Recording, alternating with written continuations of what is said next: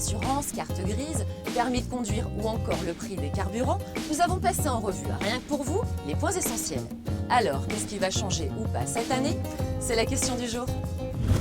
D'ores et déjà, Karine, ce qui ne va pas changer pour cette rentrée, c'est la limitation de vitesse.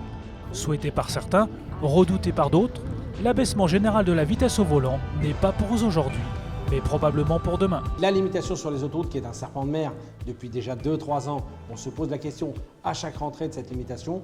On y va tout doucement, alors peut-être pas cette année en effet, compte tenu de la grogne, compte tenu des problèmes et à la fois des bons chiffres en matière de sécurité routière, mais c'est quelque chose vers quoi on tend cette année ou l'année prochaine.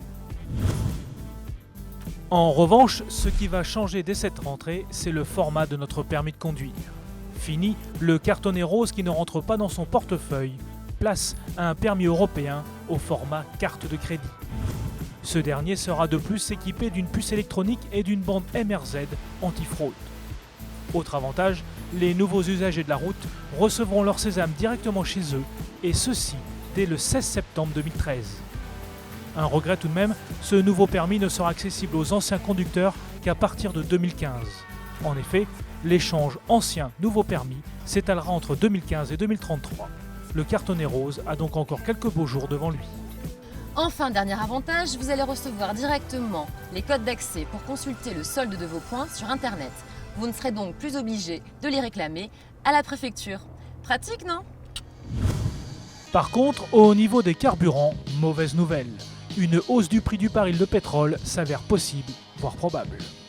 Actuellement, on est à 110 compte tenu du contexte à la fois en Syrie, en Égypte ou au Moyen-Orient.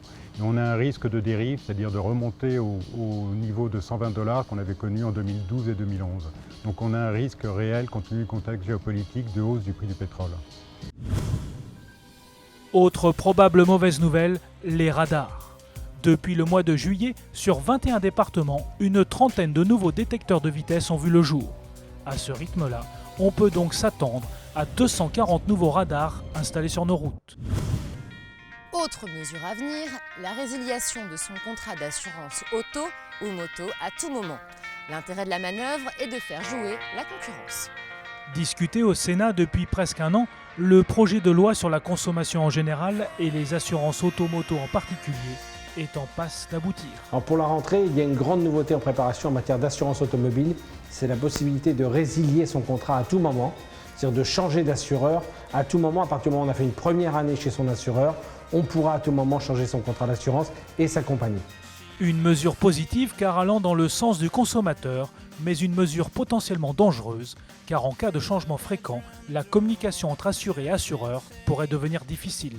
Et on ne saura plus qui est assuré, qui ne l'est pas, qui a rompu son contrat, qui ne l'a pas rompu. Et on risque d'avoir de gros problèmes en matière d'assurance, non pas la première année, mais à partir de la deuxième année. Voici une mesure qui devrait vous faire gagner du temps, le paiement en ligne du certificat d'immatriculation. Intérêt, éviter le passage en caisse à la préfecture, mais aussi la série de plaques dites pourries. En effet, Karine, grâce au paiement en ligne de sa carte grise, on pourra d'ici peu non seulement s'éviter de longues attentes au guichet et des horaires d'ouverture contraignants, mais aussi surveiller les fameuses séries WC ou PQ, pour mieux les éviter. Une bonne nouvelle donc qui en appelle une autre, les PV sont toujours là. Oui, une bonne nouvelle, car ceux que l'on annonçait en voie de disparition au profit d'une redevance fixée par chaque commune pouvant aller jusqu'à 36 € seront toujours bien présents sur nos pare-brises en cas d'infraction. Mieux vaut payer 17 € que 36, non? Ainsi, avec toutes ces bonnes nouvelles, il ne vous reste plus qu'une chose à faire, acheter une voiture neuve. Il se murmure en effet que les constructeurs auto seraient prêts à nous proposer des remises canons et des séries spéciales suréquipées. Elle est pas belle cette rentrée ?